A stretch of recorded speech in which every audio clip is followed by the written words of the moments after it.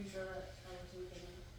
Good evening, everyone. My name is Jay Lazaire, and I'm here to inform you about how mental health illnesses or mental disorders can lead to crime. First of all, mental health disorders affect mood, cognition, and behavior. A bunch of different disorders like depression and antisocial personality disorder and psychopathy, they all affect how people act and their anger levels and their impulse and yes.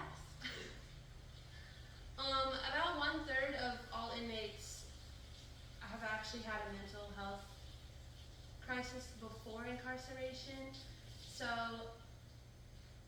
it definitely links mental health disorders to crime. Because think about all the serial killers you know, like Jeffrey Dahmer, Ted Bundy, John Wayne Gacy. They all had something mental happening in their minds, and they acted upon it, causing that crime and the murders.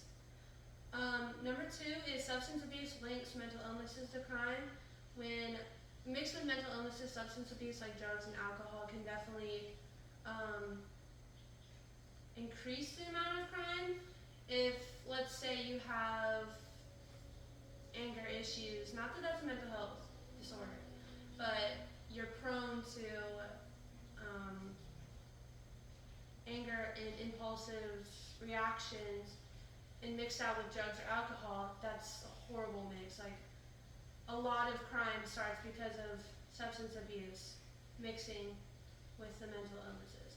Number 3, no access to treatment leads to unresolved illnesses. There's a lot of people go to jail because of what they committed, but there's not a lot of helping, like therapy and access to solutions. Because without that, it can definitely lead to them repeating the same cycles they've already done and what they've already been through. And it definitely does not help if they have no access to treatment. And a lot of these people, it's mostly just emotions. Not all mental health disorders not all mental health lead to crime.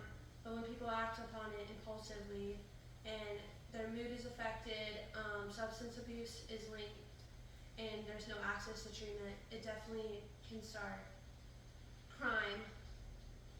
And which sounds depressing because, oh no, I have a mental health disorder, so I'm going to be a murderer. No, that's not always the case. It's just getting access to treatment, staying away from abusing substances, and letting it not control your mood and your behavior. And as Helen Keller says, although the world